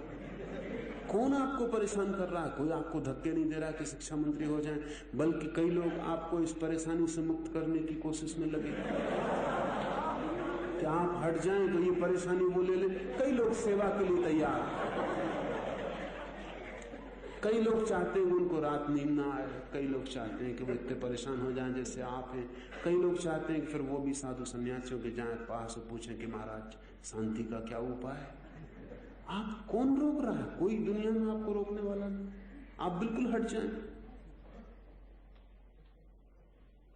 नहीं, वो बोले कि ये तो जरा मुश्किल है, आप तो सिर्फ शांत होने का रास्ता बता। आदमी शांत भी इसलिए होना चाहता है ताकि और अशांति के उपद्रव गति से कर सके। कई बार ऐसा हो जाता है, कई बार क्या निरंतर ऐसा होता है कि इस तरह के लोग पूरा जीवन गंवा देते हैं, उनको शांति के आनंद का कोई क्षण नहीं मिल पाता। वो सोचते हैं कि अभी मिनिस्टर है, कल चीफ मिनिस्टर हो जाएं तो शायद आनंद। जब वो मिनिस्टर नहीं थे, क्योंकि पहले वो डिप्टी मिनिस्टर थे, तब वो सोचते थे मिनिस्टर हो जाएं। मैं कहा कि कभी पीछे लौट के अपने तर्क को भी सोचना चाहिए। पहले तुम सिर्फ एमएलए थे, तब भी तुम मेरे पास आते थे, तब तुम डिप्टी मिनिस्टर होने की तरकीब में लगे थे, फिर तुम डिप्टी मिनिस्टर हो गए, फिर तुम मिनिस्टर होने की तरकीब में लगे थे, अब तुम मिनिस्टर भी हो गए। वो बोले इसलिए तो आशा बनती है कि अगर कोशिश जारी रखो तो चीफ मिनिस्टर भी हो ही जाऊंगा। उनका बिल्कुल हो जाओगे, लेकिन जीवन हाथ से जा रहा है। और चीफ मिनिस्टर होने से स्पर्धा तो रुकेगी नहीं, वासना तो ठहरेगी नहीं। वो कहेगी कि अब चलो सेंट्रल की तरफ, केंद्र की तरफ, दिल्ली की तरफ। फिर वहां दौड़ का सिलसिला है। और वहां जो है उनकी हालत, मेरे पास लोग आते हैं, वो कहते हैं बड़ी हैरानी की बात है, कहीं भी कोई साधु हो, मदारी हो, कुछ भी हो, जोशी हो, प्रधानमंत्री से लेके राष्ट्रपति, गवर्नर, सब उसकी सेवा में हाजिर हो जाए। क्या कारण होगा? इसका कारण ये नहीं है कि वो जो चमत्कार दिखाने वाला है वो चमत्कारी। इसका कारण ये कि सब बेचारे अशांत और परेशान लोग, और इनकी परेशानी इतनी है जिसका हिसाब नहीं। ये कहीं भी तलाश में कि कोई भी राख दे दे, ताबीज दे दे, तो बस सब ठीक हो जाए। राष्ट्रपति होके भी कोई का ताबीज मिले तब सब ठीक होगा, तो ये राष्ट्रपति होना ताबीज सिद्ध नहीं हुआ है। अभी भी दौड़ वही है, और अब दौड़ और बढ़ गई है, क्योंकि पहले तो यह आशा थी कि राष्ट्रपति हो जाएंगे तो सब ठीक हो जाएगा। अब राष्ट्रपति हो गए और कुछ ठीक नहीं हुआ और जिंदगी हाथ से बह गई। लेकिन इतना हिम्मत भी नहीं है कि जहां तुम कष्ट पा रहे हो, जिस कुर्सी पे बैठ के आग में जल रहे हो, उससे उठ के अलग हो जाओ। उतनी हिम्मत भी नहीं है। उसको भी पकड़े हुए हैं जोर से, जहां जल रहे हैं उसको भी पकड़े हुए हैं। धार्मिक बोध इस बात का बोध है कि जो आप कर रहे हैं उससे जीवन नरक बन गया है, तो कुछ और नया ना करें, कम से कम वो जो आप कर रहे हैं उसको शिथिल कर दें। एक दफा शिथिल हो जाए, क्या फर्क पड़ेगा? आपका नाम इतिहास में नहीं लिखा जाएगा तो कुछ फर्क पड़ेगा? आपका नाम अखबारों में नहीं होगा तो कुछ फर्क पड़ेगा? और आपके मजार के आसपास मेला न भरेगा तो कुछ हर्ज होगा? लेकिन कुछ लोग जिंदगी गंवा देते हैं कि ताकि मजार के आसपास मेला भरे। बड़े आश्चर्य की बात है, इसलिए जी रहे थे कि मजार के आसपास मेला भरे। आप अहंकार के लिए जो भी कर रहे हैं उस सब में आप अपने को गंवा रहे हैं, खो रहे हैं। लाओ से कहता है जैसे ही अहंकार गिर जाए, और अहंकार तभी गिरता है जब जीवन सरल और निसर्ग के अनुकूल हो जाता है। जब आप जोर जबरदस्ती छोड़ देते हैं और कहते हैं परमात्मा की जो मर्जी, वो जो करा रहा है हो रहा, मैं ना कुछ कर रहा हूं ना मैं कुछ करूंगा, मैं सिर्फ बहा जाऊंगा, मैं तैरूंगा भी नहीं, मैं सिर्फ बहूंगा, उसकी धार मुझे जहां ले जाए। मैं मोक्ष की तरफ भी जाने को उत्सुक नहीं हूं, मैं उसी जगह को मोक्ष समझ लूंगा जहां उसकी धार मुझे पहुंचा देगी। ऐसी भाव दशा में अहंकार नहीं है। अहंकार नहीं तो स्पर्धा नहीं। और जहां वासना रहितता है, लाओ से कहता है, वहां निश्चलता प्राप्त होती है और संसार आप ही आप शांति को उपलब्ध हो जाता है। अपने आप कैसे शांति घटित हो, इसका ये सूत्र है। ये कोई योग नहीं सिखाता आपको कि आप शीर्षासन करो तो शांति उपलब्ध होगी। ये कोई मंत्र नहीं देता आपको कि आप राम राम राम राम जपो तो शांति होगी। ये कोई ताबीज गंडा नहीं देता कि इसको बांध लेने से शांति होगी। लाओ से तो आपकी अशांति के यंत्र को समझा देता है कि ये आपके अशांति का यंत्र है। यह आपका कर्ता भाव ही आपकी अशांति की जड़ है। ये भाव गिर जाए, आप सदा से शांत हैं। अशांति अर्जित है, शांति स्वभाव है। तो शांति अर्जित नहीं करनी है, सिर्फ अशांति अर्जित कर देना बंद कर देना। स्वास्थ्य पाना नहीं है, स्वास्थ्य तो मिला हुआ है, बीमारी इकट्ठी कर ली। बीमारी इकट्ठा करना बंद कर देना। इस दृष्टि का थोड़ा सा भी स्मरण आना शुरू हो जाए और आप पाएंगे कि आप शांत होने लगे। और आपके शांत होते ही आपके आसपास का संसार शांत होना शुरू हो जाए, क्योंकि आप अपने आसपास के संसार को अशांत होने के कारण काफी अशांत किए रहते। आप एक केंद्र बन जाते हैं। आपके आसपास भी छोटा संसार, पत्नी है, बच्चा है, दफ्तर है, मित्र हैं, सगे संबंधी हैं, वो आपके पास पास घूम रहे।